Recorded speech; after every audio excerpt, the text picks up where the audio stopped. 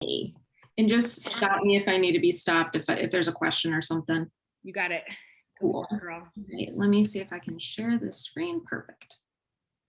So I'm sure a lot of you are here because this is a real thing. This is a real thing. This is a real thing that like isn't talked about in the sense of like private events like it should be. Yes. Definitely push it off to being like, oh, well, we only look at behaviors and blah, blah, blah, and we can only do this. And when it comes to this exam, it's so much is riding on it for your life and your, future. So this is a great one. Go ahead, take it away. Thank you. How are you going? So, also, wait, before we do it, I'm not going. you're muted. I'm going to go gotta through do. everyone. Feel free to unmute if you want to ask a question, but I do hear like some background noise that I don't want to hear in a nice way. I know you're probably like cooking dinner for your kids and doing all that. We get it totally. Just make sure you're on mute. And when you want to talk, unmute. Love it. Awesome. Okay, go ahead. You good? Awesome. Hi, so I'm Lauren. I am a BCBA in the St. Louis, Missouri area. I work with adults that have autism and other diagnoses. The clients that I work with have some of the most intense and severe behaviors. So I know that I'm not going to be necessarily giving any sort of, clinical examples, and we're all coming from different backgrounds and different aspects of the ABA field. But I think that something that we can all, we all have in common is that there's stress and there's, often frustrations and anxiety, things like that.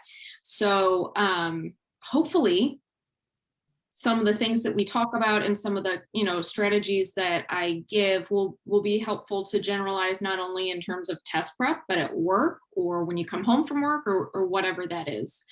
A couple things. So kind of like Casey mentioned, one of the reasons that I wanted to do this class is that I realized during my test prep time, and especially afterwards, just how much, as Casey said, like we don't really talk about all of the stress, and I'm even going to use the word kind of trauma that goes into like preparing for this test.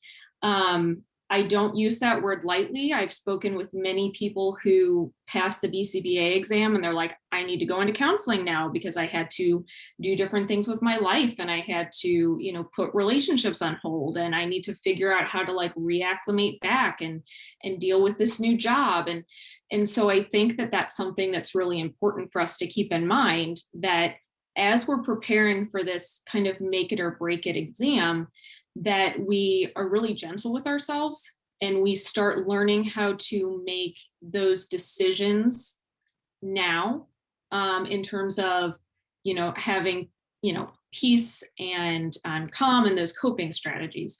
And the other thing I'm going to say is, like Casey said, we're behavior analysts. So I know that words like anxiety and things like that, I know that they're private events and we have a framework for that, but just kind of for ease, everybody's saying like anxiety and words like that. So here we go.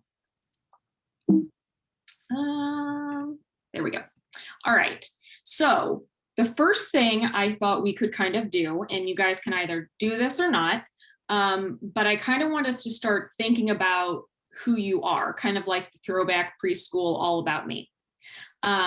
So if you have paper, if you have art materials, while I'm talking about this, go ahead and make an All About Me.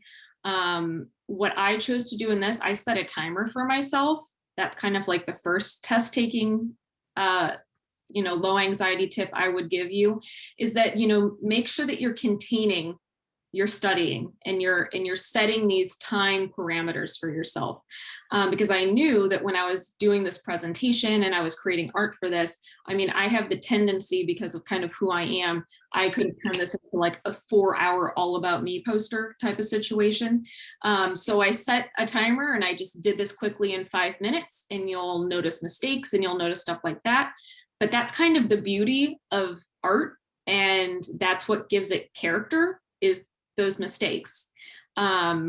So when I was putting this together, I thought about, okay, so I really love reading. I'm Catholic. Casey mentioned I gave up Instagram for Lent. I love lattes and I'm a power lifter. I'm a redhead. Star Wars and serial killers are my jam.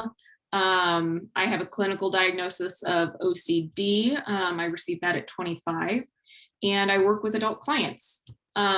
I guess the big thing I forgot to mention is that I'm not a clinical psychologist, so any advice I give is not therapeutic. It is just strategies that helped and worked for me. So one of the reasons why I wanted to have this kind of all about me think tank, get it on paper, is that kind of like when you're planning a wedding, the best and the worst parts of everybody come out. And so if you are preparing for your board exam, everything from your past, everything in stresses in your present, everything that you carry with you is going to be heightened during this exam. And so for me, I had to think about, okay, for, you know, the way I think and for my own stress management, how am I going to make this exam prep time mindful and as peaceful as possible? And so for me, I turned to art.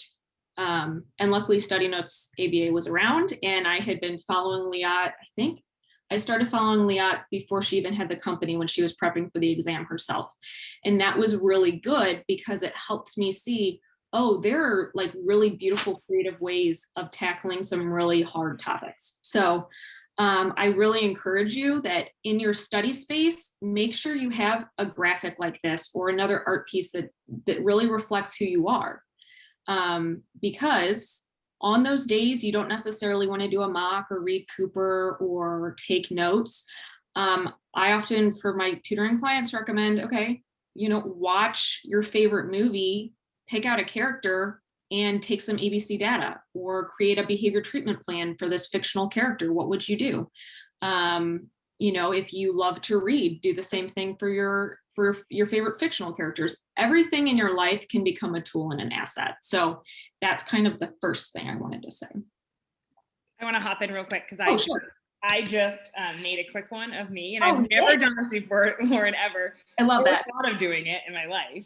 And it's funny, like what the first things you write down are, like what is the most important thing, like, or in your mind. Yes. The first thing I wrote down is I battled between BCBA and white. And I feel like that is something I balance between, I go between in my own mental thoughts a lot of like, who do I show up first as? Like, yes, BCBA teacher, or do I show up as a wife for my husband? Like, and that's something that like, I just realized as I wrote this down, and I'm like, this is such a good practice for people to write down what they think of themselves and who they show up for at different parts of them.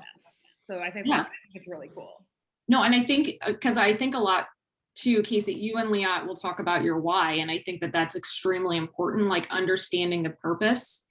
And that, you know, I think that ABA land, especially when we're preparing for tests, there's so much emphasis on the product, and the product is those 4 letters, or if you're in BCBA,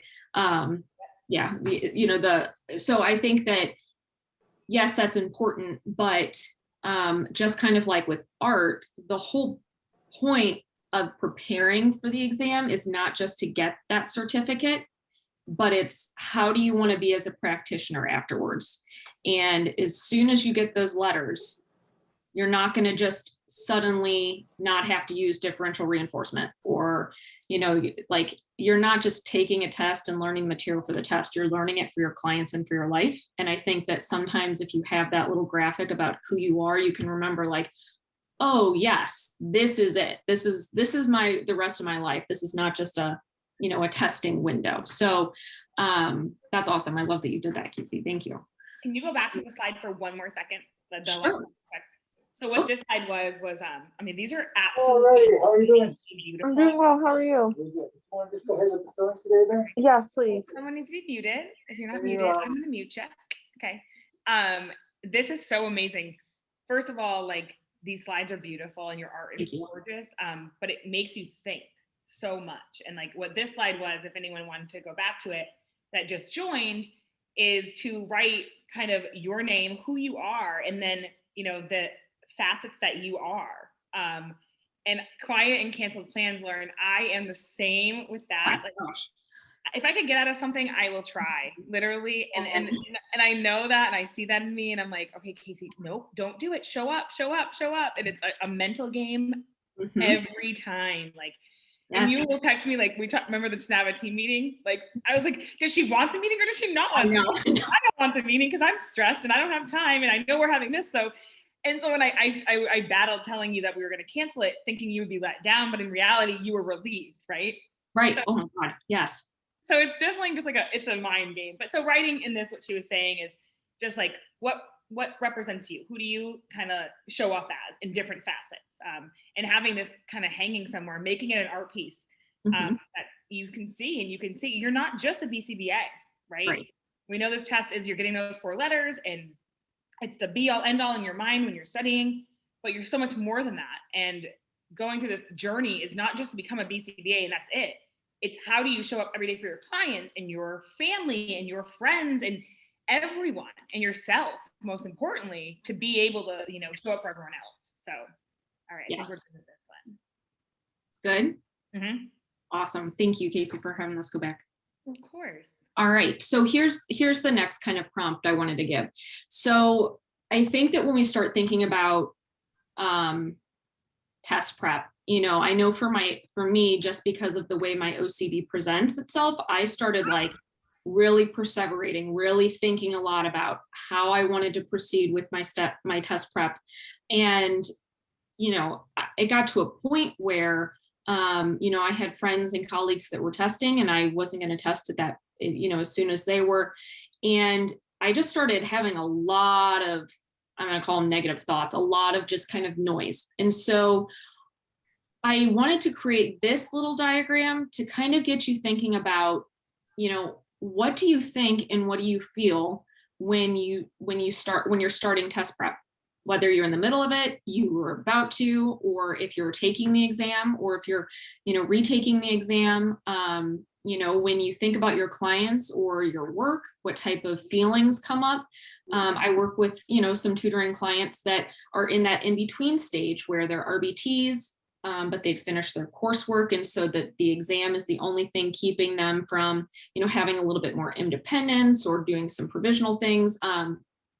And so that can be a stressful time paired with studying for the exam.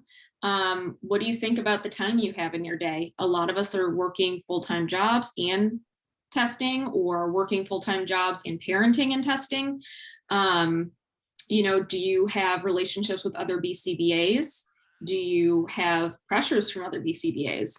And then, I put social media on there because I think that, like Casey said, the past, honestly, 40 plus days, I've really started to think about how social media shapes our anxieties because of the comparison trap and makes you think that somebody is doing more than you in succeeding, or if you're not studying in the way they're studying, you're not going to succeed.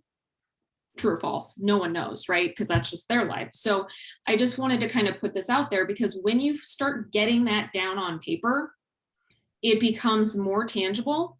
And for me, it was a way of detaching. So if I was studying and I was starting to have these thoughts like, oh, actually, I'm not going to give you a thought because I don't want to start somebody on an anxious thing. But, like if I started having an anxious thought, if I wrote it down on paper, then it's like, okay, that's outside my head. It's there. I can start saying, oh, that's just a thought. And now I'm going to go read Cooper, or now I'm going to go do this. And I think that that's really helpful. So that's something that I would suggest too. When you're beginning to study, when you're trying to decide how you're going to study, or at your work and you're hearing people talk about the exam, whatever your verbal community is telling you, right? That's when you have to like figure out a way to get it out of your head. Casey, are there anybody having questions so far, or do you have any thoughts? Yeah, I do. Okay. I've never actually, so one thing that I've been trying to teach myself lately is that it's okay to take a break in a break, meaning I use the break term as like oh, I'm going to take a break and I'll check Instagram messages. I'll take a break and I'll work out. It's like taking a break right now for me is actually like writing these things down. Like I'm not artistic, but I feel artistic right now. And You are artistic. Everybody is. I feel like I'm going through like a moment, but the biggest thing is that do not compare your study journey to anyone else's study journey. I'm telling you, it will be, again, comparison is the thief of joy. Mhm. And I love when people post that they passed on our 1 month cram. I love it. I think it's amazing. But don't think that because someone did that, you don't know where they were at in their studying. Maybe they had been studying for 6 months and then got the 1 month cram, right? Like there is so many background things, right? Your favorite person. Background that we don't know. And so it's your favorite person. Sorry, once again, not muted and having conversations. It's okay. I can deal with that. I like to roll with the punches and be like totally calm and We're rolling with it. But don't compare yourself. So it is, you can see on Instagram and Facebook people that fail, people that pass, what they use. Like there's a ton of stuff out there and that's great, right? But like do not compare yourself. Find what works for you and stick with it. But when you see that and you're like, damn it, like I don't get it, like it's not working for me, and maybe something different will work for you, and that's okay. So finding what works for you is the best, and not, you know what, don't compare. Who cares? Like, okay, that person passed on 1 month cram, great, good for them, love them, great, sending them great energy, and now I'm going to come into me and see what I need, right? Because I might be on a different path than them. They may have been taking it multiple times, they may have been studying for months. So I love this. And again, the social media goes right in hand with it, because it is social media that you're seeing these things on, to just be aware of that. And I have to do it a lot. I have to turn off my social media. It's very weighing heavy on me in this time too. So it's a big thing to do, to set those boundaries, but set those boundaries. And when you're studying, I know you want to be on social media to get everyone's questions that they post. And then people message me and I'm like, that's not a good question. Like, oh God, but like, so try to just come back to yourself and come back to, Cooper, and come back to the fact that like, you've got this, and don't let little things trigger you and set you off in a tailspin when you actually know the information. Exactly. Yeah, that's exactly right. Does anybody else have any thoughts or questions so far? So Sheila said, so true and so helpful with those private thoughts. And Olivia said, I love this. This is so true. Everyone's saying yes, so helpful. Okay. Awesome. Yeah. And I think too, like, and we'll talk about it more as we kind of get more into the art stuff, but my art teacher, she called it incubating. She said, when I was off social media for lunch, she said, I want you to use this time to incubate, because what you'll notice, if you don't have Instagram to go on to flip through before you sit down to paint or draw, then you are taking, your subjects from yourself and your own interests, and you're not going on to find somebody who did something that you're then going to do. And it becomes more original. And then you really get to figure out who you are and what you like. Because a lot of times, like Casey said, we're going on there and I would be like, oh, I can't hand letter like that. Oh my gosh, I'll never be able to draw like this. And it's such to put it bluntly, like, and this is not crass, because I have to like remind myself, too, like, I didn't realize how much time I was wasting just going on there, putting myself down, and then being like, okay, so I've wasted 45 minutes and I came up here with a cup of coffee to draw. So it's just, it's just something to think about in terms of time. And that's, as Casey said, in terms of, you don't know where they were in their study journey. As like a power lifter, when I see somebody lift something really heavy, I used to have that tendency to be like, oh my gosh, I will never do that. You don't know what their program is. You don't know how long they've been doing it. So just kind of keep that stuff in mind. All right. Okay, so now we're going to kind of get into, I'm not going to call it 4 steps, but just 4 things I like to think about when it comes to really noticing my behaviors and my feelings and my thoughts when it comes to anxiety and when it came to preparing for this exam. This little 4-point system, or however you want to categorize it, you can go, from observe to refine to trust yourself. It's just this working, flowing process. So the 4 things that I thought about that were really helpful for me is observing. So that's, you're just going to notice your behaviors, you're noticing your feelings, you notice what you're, whatever's happening in your body. You're not judging it. You're just like, oh, there's anxiety. I even started personifying it, like, thanks so much, thought, that's not helpful, stuff like that. Identifying. So that's when you're like, all right, so I'm recognizing right now that this is an anxious thought, or I'm feeling frustrated, or I'm feeling like everybody on Instagram knows how to watercolor and I can't, which I can't, but my baby sister I think is on here and she can. And so it's like, it's like that comparison thing, like, oh, I'm comparing myself. And then the third one is refining. And that's where you're like, okay, so now that I've figured out I'm comparing myself to others on Instagram, or I'm feeling anxious, what am I going to do? What are my action steps? Do I need to contact that artist on Instagram and say, hey, how are you managing your water control? That's proactive. That's a step you could take, right? Or you could say, oh man, this, I am just really stuck on behavior change and treatment and assessment. So I guess I need to go back to Cooper. There's nothing wrong with that because BCBAs do it all the time. So that's the refining. And then the fourth one is trusting yourself. I think this is really big because not just social media and not just, you people in your immediate environment, but you might have supervisors or colleagues who are going to give you like, oh, this is the way I studied. It was the best way to do it. And you have to trust yourself. When Casey says pick and stick, we really mean pick and stick. Whatever's going to work for you to pass the exam and to be the best practitioner, that's what's going to work for you. There was an artist, I can't remember his name, but he said that any decision you make is the right decision. And I can hear you being like, well, what if you don't pick the right choice on the mock exam? What he's basically saying is, if you are deciding something, whether that's to start a business, whether that's to select an answer on a mock, whatever that is, you're doing it with intention. There's a difference between going, like Hail Mary full of grace on a mock exam and just, picking something random than being like, you know what, I might not know exactly what's going on here, but I know these basic principles. And so based off of what I know, I'm making this decision. And whether or not you have to then go back and refine because it's not exactly what that mock was looking for, okay. But you made that decision based off of foundational principles and knowledge, and that's still awesome.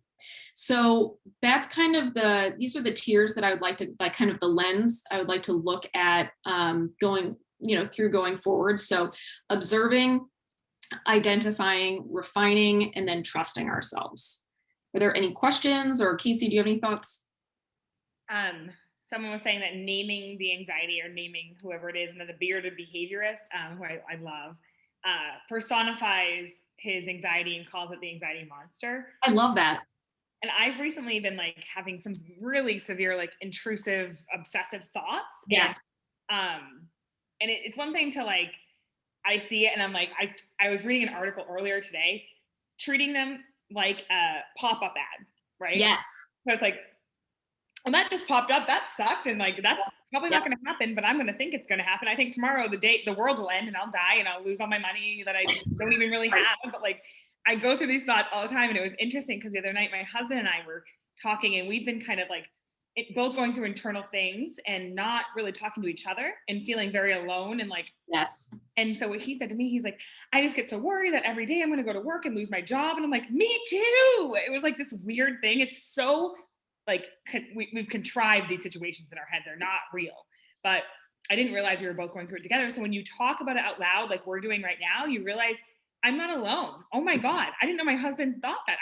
He goes to work and gets to golf and loves his job. And I feel like he has the best time ever. And like, I know he goes through stressful stuff because he has this high stress job, but like, I've never seen that side of him. I'm saying, I worry every day that I'm not good enough and I'm going to get fired. I was like, whoa.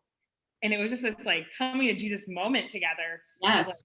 I'm like, I do too. He's like, but why would you? Liat loves you. And you have like, and I'm like, I don't know why I think these things. They're horrible thoughts. Like I can't explain them. So it's just so important to see that you're not alone. I'm not crazy. Like I thought I was like going crazy. He thought he was going crazy. Together we came together and we were like, oh, I see you. And if you can see somebody like today, if you're in here and you feel seen and you feel like you're not alone. And like, there are things that like you might be going through private events by yourself that we're also going through too. Absolutely. Yeah. And I think that's important too. Like, we're behavior analysts. So even if we're talking about, thoughts or feelings that may occur, may not occur, whatever it is, like something that's really helpful, that has been helpful for me. And I have it as a source at the end, but, just thinking about, it's from the Illustrated Happiness Trap by Russ Harrison. He's big in ACT and, kind of like singing happy birthday to that thought you're having, or like in the tune of happy birthday. Because once you hear how silly that sounds, you're like, okay, that is clearly a thought. That's not who I am. And then as a behavior analyst, get clinical about it. Do we have data to support that's going to happen? Probably not. I wouldn't present this to parents. I wouldn't present this to my supervisor. So do you have data for this? That's my thing. I'm like, have I ever lost my job before? No. Have I ever like come into contact with this contingency? Right. No. Like none. Zero. And bad things have happened, right? Like bad things have happened to all of us, and guess what? We're still here and we're stronger. So that's all of those cute things sound kind of trite, but they're so real. So that's kind of just like why I wanted to have like this 4-step kind of lens to just think about our anxieties, but then also, as like on this slide, this is also a way to break down a mock exam question. So just so you know, so again, kind of going through the observe, you're looking and you're listening and you're feeling. That all you're doing is you're noticing like, oh, I feel anxious. I have a lot of discomfort right now because anxiety is really uncomfortable. And then you'll see in blue, and I've kind of made an asterisk, all the stuff that I put in blue underneath, that's more related to breaking down a question on a mock exam or something like that. So if you're observing and you have a mock exam question, that means you're going to read the question, right? You're just reading through it. You're calmly reading through that question. Second, the identifying. So now we've identified, okay, yep, I'm feeling anxious. I'm feeling frustrated. I know what I'm dealing with now. Okay.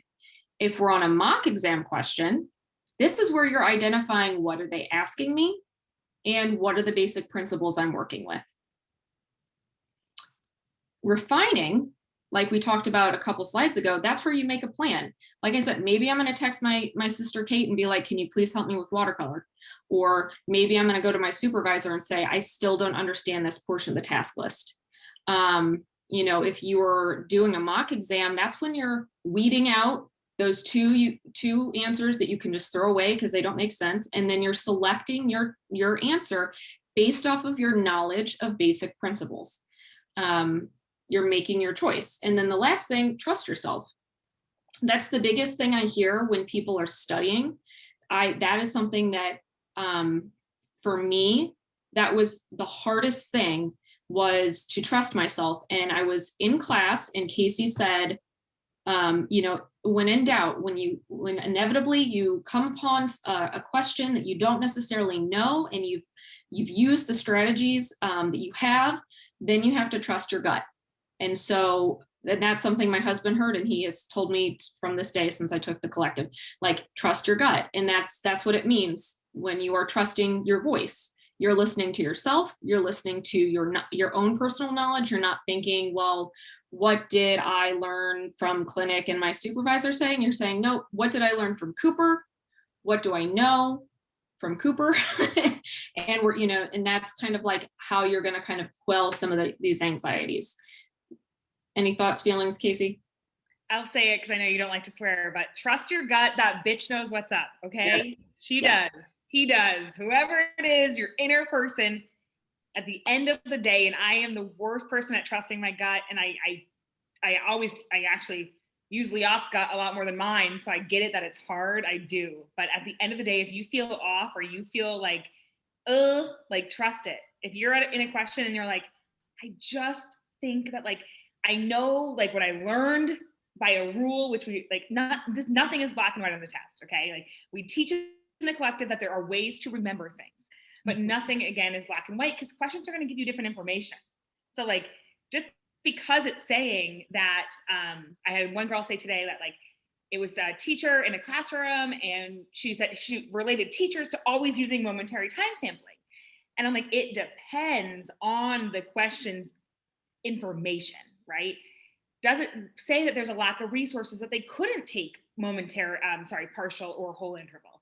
So it's not just the teacher goes with the momentary. So read it, trust yourself, ask yourself, what does it look like if I answer this way? Always put that back into the test question. Like, I'm going to answer, I picked this and I can defend it because my gut says I know, right? Mm-hmm. And it's okay if your gut is confused and you don't know. It's okay. I was in the test being like, yeah, this is not okay. I never learned this. I don't know this. I'm going to move right on. And that's okay too. So I love this. This is great. Trust yeah, me. and I think that's really beautiful, because a lot of times when I was studying and I was, going through, questions, or I was reading Cooper, when I started letting that negative self-talk really just cloud my brain, and I'm, just sitting there trying to learn the material during test prep, and it's like, I have to remind myself, read, Lauren, observe, go back. You would have known it if you would have been able to be like, all right, I feel you, anxiety. I know you're here. I'm still focusing, I think that that's really important too, because,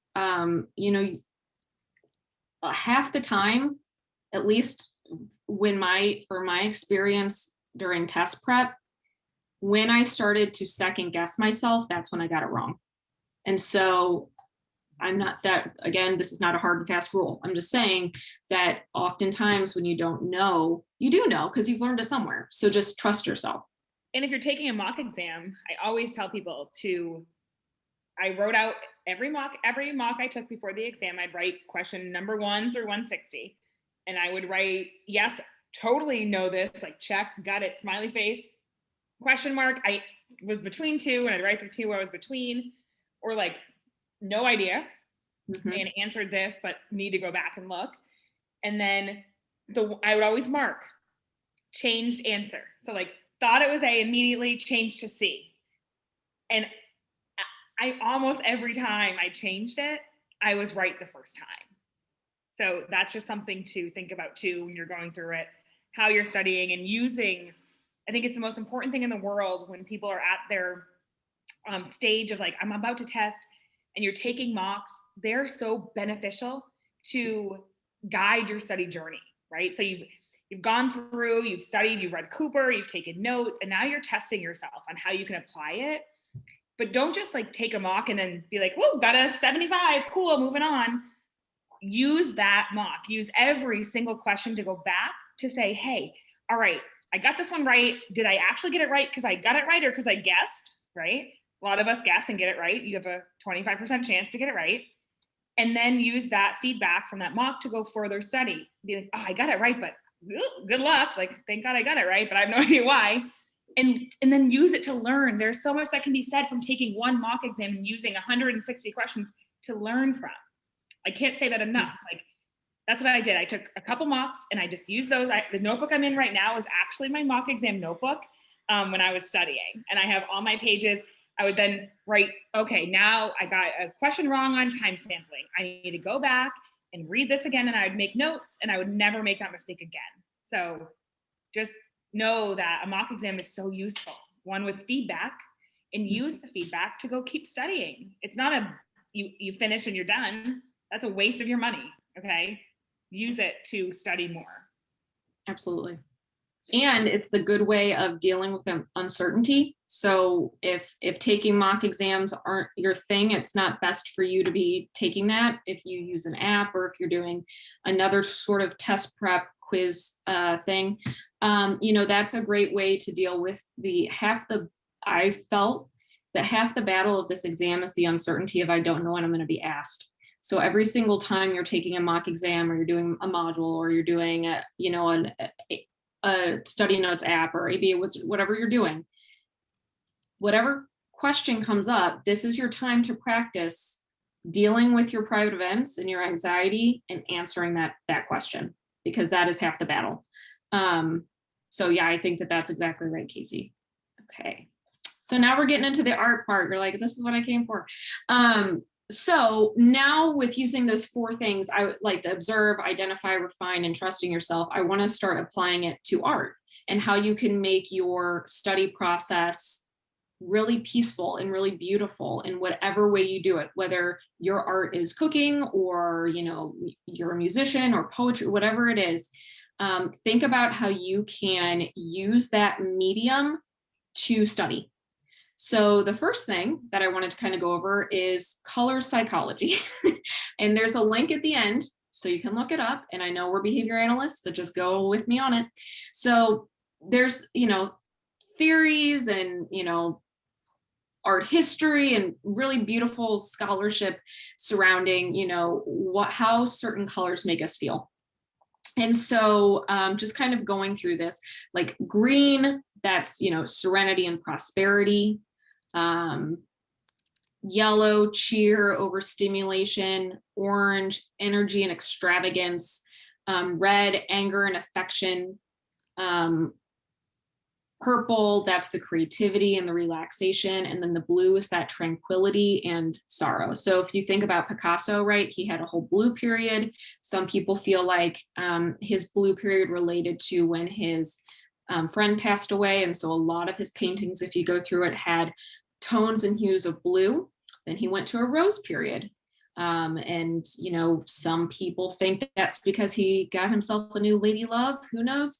But you can kind of look at artwork and you can get that feeling. You know, if you look at abstract work, anything that you look at, like Van Gogh, right? Why are we so entranced by Starry Night? Because you're sucked in with the beauty of the color choices and the movement and everything like that. So when you are creating what I like to call your studio, your study space, or you are making your notes, or, you know, you're making an art piece or whatever it is, start thinking about the color choices that you're using that are going to help you, you know, stay focused if you're studying, or express your anger about whatever it is. You know, that's something that you can do as a tool. There's more of this on the next page, so I'm going to go to the next page. So I'm combining the color psychology, it's still up there, with 2 kind of facets of art. So we have, I think since preschool, right, we know about 2D versus 3D. 2D is your shapes, right? You're just basic circle, triangle, things like that. It can also be organic or geometric. Organic 2D is just like squiggly lines. There's no depth to it. It's flat. You know, whereas organic 3D forms, 3D is a form, there's depth to it. There's shading, there's volume, there's like weight to it. So then when we go to the geometric, again, it's, you know, just the triangle, the square, the flat little circle. But then when you get into 3D, that's when you get into your prisms. So that's where you see your cubes and your pyramids and your spheres. So there's physical volume and form, and there's different planes and things like that. So we're observing all of these basic elements of art. And now I'm going to show you how to combine identifying or observing, right? So observing the color, observing some of the organic geometric forms, with identifying and being like, okay, I understand what I'm looking at now. And I'm going to do it with a, a colored pencil scone that I messed up with. So here we go. We're going to watch Lauren's art failures. All right, so here's my scone. The big one was colored in, and then I realized something about the nice big colored in one. It's flat. It's not a form. When we think of a scone, right? When we're observing a scone, it's chunky, it's delicious. There's little holes, there's cracks. And, you know, even though you could probably be like, that looks like a scone, it's missing some depth. So we're observing that it has principles of scones, but it's missing its depth. Now its little friend over there that I didn't color in, that's more of a form. That has a couple different prisms. There's, you know, more volume, more weight to it. So now we're going to combine observation and identifying.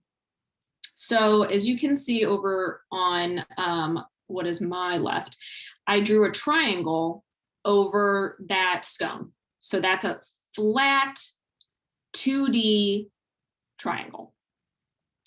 Where on the right, you can see that this is more of a prism, right? We have more of, it's a form. So there's, you see the rectangle, you see the triangle within that rectangle, it's meaty, you've observed, we actually have a shape here.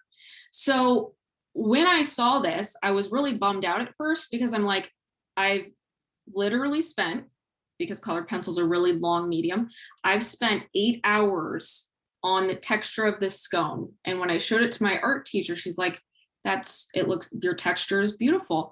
I'm just getting a sense of triangle though. I'm not getting like pyramid. I'm not seeing the different planes. And I'm like, at first I was like, oh, well, shoot, I just spent all this time. And I'm like, wait, hold on. We got to refine it. And that's okay. We can go back. And so I went back and I redid it. And now I have a little bit more form, a little bit more volume, a little bit more weight. Did I waste time on the first piece? No, because when I ended that first piece, I had no idea that a scone needs to be represented in a 3D form. I had no idea. And so once I refined it and I went back, that's when I learned that material. And I know we're talking about scones and art, but think about that when you hit a really difficult concept in Cooper and you're like, I just don't get partial interval reporting. That's me. Like, measurement is not my jam. So I had to figure out ways to make it my jam. And every single time I didn't understand it, then I would ask Casey or Liat or, a buddy, and I'd be like, okay, it's fine. I'm not a horrible person. It's not that I'm not, it's not that I'm never going to grasp this. I need to learn this in a different way. And so that's what I want you to do. That's why we're talking about scones, because when you have come across a topic or a mock exam question that it's not clicking, by the time it clicks, you're going to be like, I will never see a scone as a flat triangle again, right? You will never get that mock exam question and be like, I am a master of partial interval. I have a PhD in it now, right? That's why making these mistakes and refining and all of those things, like, that's why it's so important. So there's my scone analogy. Does anybody have thoughts and feelings and questions? I see a lot of people laughing and being very happy. And I think that I have not heard this scone analogy until tonight. And I'm like, wow, I get it. Cause I actually, we did Fatima's stimulus equivalence class that she did. It's on our YouTube. It's so funny. I've taught stimulus equivalence. I read Cooper in and out, Cooper 3. I've taken CEUs on RFT and blah, blah, blah, blah. And there was one thing that she said that I will never now forget. And it was just the simplest thing that I was like, holy shit, if I never, I always drew it out right. I can answer the questions. I didn't really know why, in the sense of I got the why, but I didn't know why the arrows, specifically, I knew the arrows that were trained and untrained, but which way that you were drawing them. It was just a light bulb where I'm like, never gonna look at that again the same. And it took somebody else, so use people. And that's why we're a team. I can't know everything. I can't know everything. We are always studying and always learning and always trying to figure out the best way to teach things so that you'll have that moment where you're like, the scone is never a flat scone again. So exactly. I love it. I think it's awesome. It's awesome. It's a fun way to also make it, again, it's not just about getting those 4 letters. It isn't about just testing. I know when you're in testing, you're so blinded and you're like tunnel vision, I gotta pass this and that's it. And I don't give a fuck what else happens. And I just need to pass this exam and I'm gonna study But when you're studying, please allow your studying journey to also, which we try to do in the collective, is teach you also how to become a good BCBA and a liked BCBA and someone who can play nice in the sandbox and who families will like and who other interdisciplinary team members will like, right? That is the major goal, to be for your client to have the best outcome, and for you to also be able to provide the best service for all of the stakeholders involved, and not be like, oh, it's my way or the highway, and this is it, and we're done, and scone is only flat, and that's it. Exactly. That's actually a good one. They're this flat. No, it's not. So just be flexible in your thinking. Allow yourselves to have that enact. I do read a lot of Russ Harris and Stephen Hayes, this act, psychological flexibility. I am the most inflexible person I know, but I practice really hard to have some flexibility. And one of the biggest things is when you're wrong, or when you are, if you get something wrong, I know it's hard, and you're like, oh man, like it's really hard to admit that you're wrong. Yeah. If you're a type A person like I am, but I've learned through the process and through teaching multiple times and coming into contact with so many amazing students, like that, like, guess what? No one knows everything, and we can all learn from each other. And that's what our community is all about. Yes. So yeah, Lauren, you're just amazing. You you're so inspire something inside of me that I like. Thank I'm you. like, I didn't even know I need this tonight. You're sweet. And I think too, like something that I have her link at the end, but my art teacher, she's on Instagram, and she'll give these like motivational podcasts, and it's really soothing because she'll like paint something and then say something that was like the best almost therapy session you could ever have, you know, just by watching Instagram. And one thing that she said was, you know, a lot of times people say to her, is it really sad for you to sell a piece or to give a piece away? And she's like, no, because the end result was not my goal. It was the process and what I learned through it. And so, you know, I know that that's hard. That's not necessarily a one-to-one for BCBA life, because I recognize there's a lot writing on that, but it does go back to make your mistakes. Even if if other people's mistakes aren't being posted on Instagram. That's why I like to post my mistakes on Instagram, because that's reality. We don't become experts in our field, you know, in a minute. We become experts in our field because we made a mistake and we didn't get a concept. And the other big thing that I like to think about when it comes to anxiety and art or test prep is, if you wouldn't say it to your client, don't say it to yourself. So if my client, you know, didn't earn his soda today, let's say, right? I'm not going to be like, oh, buddy, you failed. You lost your soda. And be like, oh, man, that's all right. We have those days. We can try again tomorrow. We can earn it tomorrow, right? And that's something that I think that we should start saying to ourselves too. So, all right. I agree. I wanted to share Lisa. that, yeah, as you were giving that whole beautiful monologue, my iced coffee dripped water on my color psychology page, and I had like a second where I was like, I just ruined this page, and I had to be like, no, it's okay, like it's fine, and like talk myself down. I was like, that's literally what you're here for. So absolutely. And actually, like my teacher says all the time, it's like it adds more character, right? Because now you're going to look at that. Hopefully you post that somewhere and you're like, I remember the night I listened to that crazy redhead talk about scones and anxiety, you know, and it's going to like, it's going to bring you back to like hopefully a good moment, right? I mean, there's much more character when you have coffee splattered on something than there is when there's not. So I think Picasso would approve. So. It's a new medium now. On the Yes, page. exactly. There you go. All right, so I'm going to take you through a couple more pieces just to describe, like, kind of just show you more things you can do. So this goes back to, you know, again, 2D versus 3D and how we can make just even simple lines, you know, organic looking, but those organic lines will all come together to make, you know, something that we can recognize. And if you like, notice my notes at the top, I mean, like, I went overboard with my mark making. And so my teacher had to break it down for me. And I was like, oh no, I'm going to have to redo this whole piece. And I'm like, no, I'm not going to. I'm just going to make some notes. We're just going to, next time you do some eyes, you're just going to remember that. So that's that guy. And then this is a very, my little sister's like, are we doing a little Georgia O'Keeffe moment here? So this is just a graphite flower I decided to just throw up here.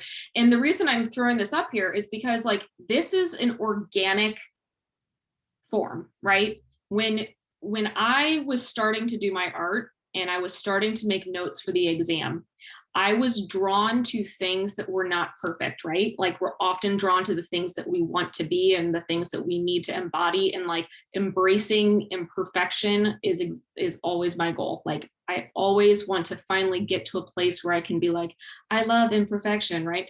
And so when I was making my notes and beginning my art process, I did a lot of nature because nature's not perfect and we love it.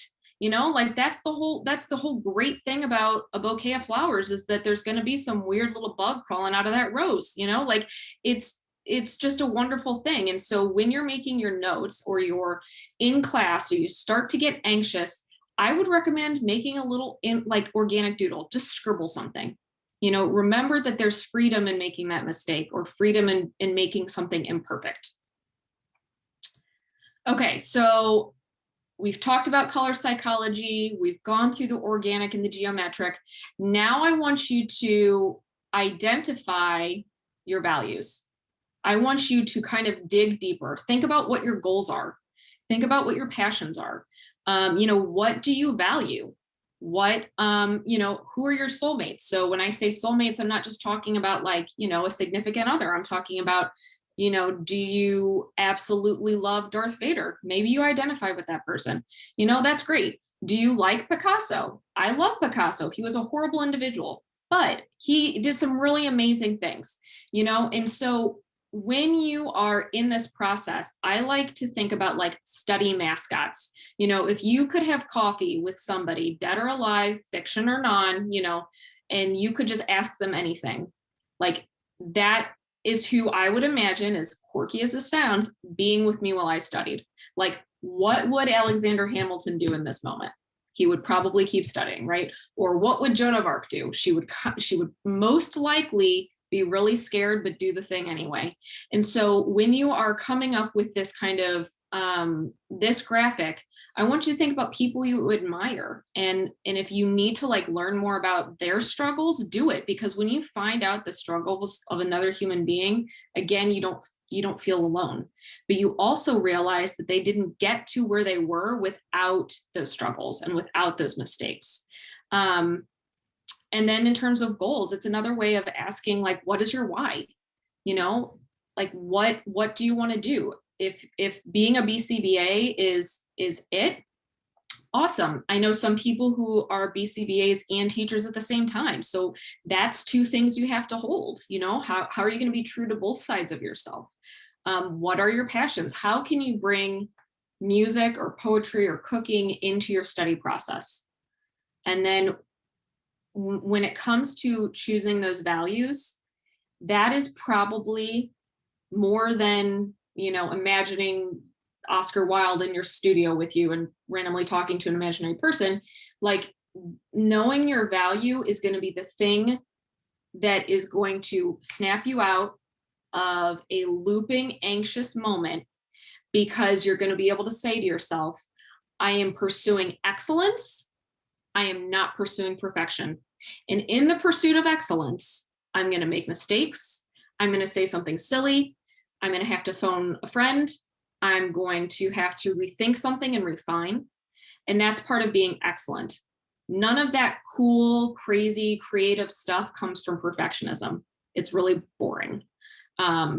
So when I take the time to, and there's really cool websites where they'll just give you a list of values and you can go through them and be like, yeah, that works for me, or this one really doesn't. And you have that down on your page and it's hanging in your studio. Any single time you start getting frustrated or anxious, you can just look up at that graphic or that art piece and you can be like, all right, am I upholding patience with myself? Am I reflecting what I truly believe in? You know, do I want to be the person that is the most perfect in the room, or do I want to be somebody who is loving and kind and creative and compassionate? So that's kind of what that piece is. And the last little thing that I made as an art piece. Quick question. What notebook do you use to take notes on? Okay, so that's a great question. I'm going to hold it up. This is called White Lines. So this is not in my presentation at all. White Lines you can get on Amazon. The reason I like it is I hope you can see this. I'm not sure if you can see me. I'm not sure what that is, but the way the grids or the rule is within the notebook, it's white. So it's not as glaring. Your information stands out. It's like you're writing on a blank piece of paper, but you still have the guide of like, boxes or lines or whatever. Is there any other questions that was around that, Casey?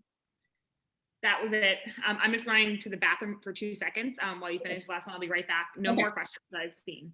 Cool.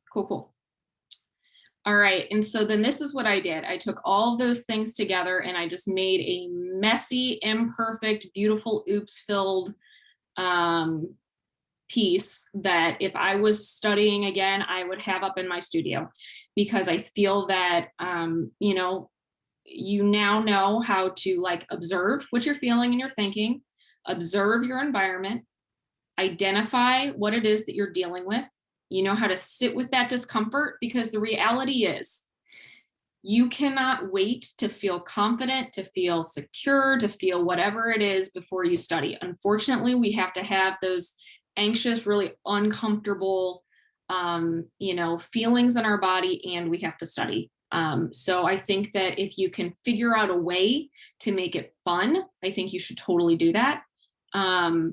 And so that's kind of like the piece that I made, and Casey's not here. So I want to see if anybody has any, I don't know if I can see if anybody has any questions. Oops. Okay, we're gonna go to this one. So they're bringing it all together. And when Casey comes back, if there's like, I don't know, Casey, were there any questions on the last one? Nope. Cool. Someone had said they always try to write a personal value on their whiteboard before they test. It's helped in the past. That's awesome. I think that that's great. Also, and I have kind of a list of things to do after this slide, but if you have like an amazing soundtrack or like something that I listen to, I don't know, Beyonce all the way to my testing center, and then I wrote Slay on my whiteboard because I love Beyonce. And so, so whatever it is that's just going to make you feel empowered, that's what you do. And every night before I teach the collective, when I first started teaching the collective, Leah was like, fly bird. I just started, she's like, teach your own collective. And it was like, what? And I did, and it was amazing. And my whiteboard that I taught the collective off is still, I hung it up in my office. You can see that whiteboard to always remember where I started. And the one song I listened to every single night before, and I would jump around, is the Pink, I Am Here. Yes. And like, I am here. And I would just like yell it and scream it. And then I'd be like, and now I'm here to teach. But like we all have our own things. And my husband was, and this is when I was teaching in my apartment that was like 500 square feet. My husband would just be like, who are you? And I'm like, I was in that collective. You also loved Jeopardy. Always Jeopardy was at 7 and collective was at 8. And then we would always do Jeopardy to keep my mind sharp 30 minutes before. And then I would jump around to Pink and then I'd hop on. Yeah. Jump around. And I think too, there was some also test prep related examples before we continue with the touchy-feely stuff. I also wrote on my whiteboard, no buts or what ifs, right? So when you're reading a mock exam question or you're reading a question, right? Don't add anything to it. You've got what you got, right? So don't think, but what if this is the thing? Or, but I did it in clinic this way, or, but my supervisor said. It's not any of that. It's what Cooper said, and it's what Bailey and Birch said. Those are the only 2 people, 3, 4, 5 people that you are really concerned with, right? Yeah. So no buts or what ifs. And then also there's a great BCBA who said if it doesn't bother you, and I don't know if there's like any restrictions on this in terms of like COVID, but like if you do like a lavender, if that's soothing to you, or a perfume that's, not gonna make other people die, in the testing center too, like whatever's gonna give you that sensory grounding. So like if you feel like, oh, I'm starting to feel my heart race, I'm feeling that discomfort, and you can just like smell your little wrist, or you can, I don't know, whatever. It's a way to sensory ground. And then the last tip I found to be really, really awesome. It's called the breathing box. So what you're gonna do is you're gonna breathe in through your nose at a tempo. So you're breathing in through your nose and you're counting in your head, 1, 2, 3, 4. Then you're gonna hold it for 4 seconds. You're gonna exhale for 4 seconds and you're gonna hold that for 4 seconds. And what that does is it just brings everything back down to baseline. If your heart is racing, if you're short of breath, whatever that is. And I would practice that before the exam. I practiced that when I was studying. I practiced that before bed, because what it does is it helps you remember, okay, I'm here, I'm in the testing center. I'm okay. I'm reading my exam, it's fine, but just do things with your breath that get you back to focus and not caught up in all of those thoughts. So there's that. So then the last couple of things, because I wanted to talk about some myths very briefly about test prep. So the first myth, magic lies elsewhere. I thought about this all of the time. And again, it goes back to like Instagram. When you're looking at Instagram or you're hearing somebody else's story or you're seeing somebody's post about, I did this test prep thing and this test prep thing, and I did this test prep thing. And you think, okay, well, I'm not doing all that, so they must have the answers and I don't. Nope, that's not true. You use what you have. If you have Cooper in a notebook, awesome. If you have Cooper in a notebook and something else and that's what works for you, fantastic. It is all about literally what works best for you. I needed to see, I needed to be in contact with things that helped me with my uncertainty. So I made choices for my studying that way. You have to know yourself, and it's not about how other people pass the test. They don't have a magic formula that you don't. And when you realize that no one else has a magic formula and it's your choices and your test prep time that matters, you're golden. And that's when I truly recommend fasting from Instagram, even if that's like, I'm taking Saturday off, or I'm not going to look at it until I come home at 5 p.m. or whatever that is. It really helps you not compare yourself to others. The second one we've talked about, like, I have to feel a certain way in order to study. You're probably going to sit down to study and feel kind of crappy. And what I mean by crappy, I don't mean sick. I mean like anxious or frustrated, or you're going to have those negative thoughts. You got to push through. Like Carrie Fisher says, be scared, do it anyway. You just got to do the thing and eventually confidence will follow. So you don't have to feel a certain way or be a certain way in order to start studying. The third one we kind of talked about, more is not always better, right? Sometimes we're on social media or we're hearing people and we see their laundry lists of things that they've done to study. And again, awesome. But it doesn't mean you need to have all these things or do all these things in order to pass. So remember parsimony, right? The most simple thing for you, what's going to work for you. And then last one is, there's kind of a mistake because I left out a word, but experts are not made quickly, right? The myth is that like you get from point B or point A to point B in a second. That's not true. If you're an expert in something, it takes time and it takes mistakes and it takes failures, right? So those are kind of the test taking myths that I confronted when I was, in test prep. And so I just kind of wanted to show you that, like, now that we've gone through all this stuff, like, you have hopefully some tools in your tool belt that can help you like knock through these negative thoughts and these myths and all of that, and just make your space and your time this beautiful process. Does anybody have any thoughts or feelings on that one? I think that everything you said is amazing, and it is 100% that, like, I always tell people in class, if they're getting frustrated because they're taking, class measurement, let's just say, I don't know why we're all talking, measurement's hard, right? Yeah, measurement's hard. And so like, they're like, but you're saying it so easy and with ease, and like, you're feeling down on yourself. I've been teaching this shit for 2 years and studying for a year before that. So like, that is, do not, again, like, experts are not made to failure. Like, I felt many times I've made mistakes, I've done this, but like, when I've seen people feel frustrated at the end of class, and it's like, you just learned this for the first time tonight. Like, give yourself time to go back and watch it, to go back and read, to practice it, to talk it out. At that moment, you might not feel like you're so great in it, and that's okay, right? Don't, again, compare yourself to someone who has been reading and sleeping and breathing Cooper for 3.5 years. Like, Yes. do not do that. Plus, you wouldn't say to your client, come on, man, that's easy, right? Like, no. So I don't still say think it's easy. I prepare for every class like it's my first one I've ever taught.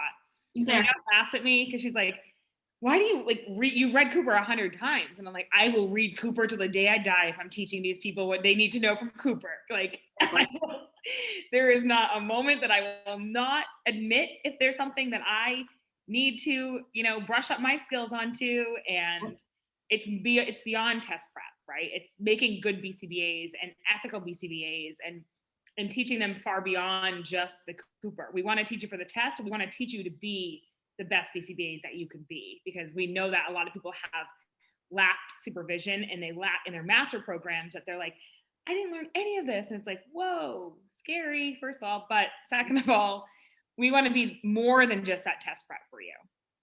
Absolutely. And, there's been so many times where I've been in a tutoring session, I've had to text Casey, I like answer right away. I was like, you do. So it's like, we don't know everything. I would love if we all did, but we don't, and that's okay. and we learn things all the time together as a team. Like, Exactly. we'll hash it out and be like, I thought it was this. Oh, wait, this actually is it. And then we're like, go back and forth and just talk about it. And like, the number one thing is benefiting our clients. So like, we want to make sure that if we're teaching you guys, you're able to go and make your clients' lives better. Exactly. So. Awesome. All right. And here's my, why is this not working now? There it is. Here's my last little list of ideas to help you, get unstuck. This is a not finished macron stack. As you can see, there's like, where's the filling in the blue one? It's not there yet. So, so again, like, organize your studio, make your study environment amazing. Only feed your brain things that are filled with peace. So if there is somebody on anything and they are not filling you with joy, cool. You can like mute them or whatever, and they won't know, and that's okay. And it's not personal because it's none of their business. And that's how that goes. Choose your own study path. We've hit that one, but really it doesn't matter who tells you the best way to study. It's the best way to study for you. Remember your clients and why you're doing this. Make sure you're taking breaks and sleeping. Casey and Liat were on me so hard because, like I said, like with weddings and everything, like, you take your baggage. It all comes out when you're preparing for the test. And if you are not taking care of yourself, if you're not sleeping, if you're not having a date with your significant other or going out with your friends or whatever it is, then that you need to insist upon it. Like, you need to have whatever time frame that this is your sacred time and you are taking a break. But I suggest like watching Netflix at some points. Again, if you are sick of looking at Cooper or mock exam and you've done your studying for whatever time period you have, make a behavior plan for a fictional character. Or especially like the day before the test, my husband and I watched the entire Star Wars trilogy. I know. But it's amazing how like really inspirational certain movies can be.